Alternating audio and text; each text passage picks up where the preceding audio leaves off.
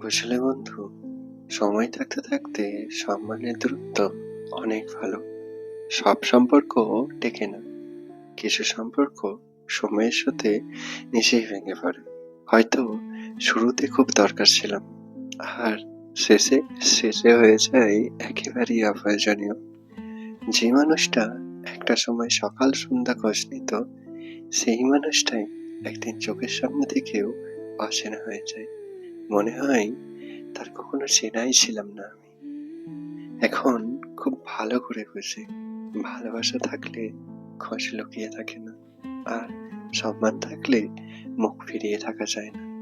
তাই তাই কখনো কখনো চলে যাওয়া অনেক সময় ভালো।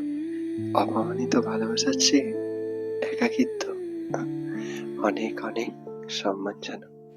বুঝলেন?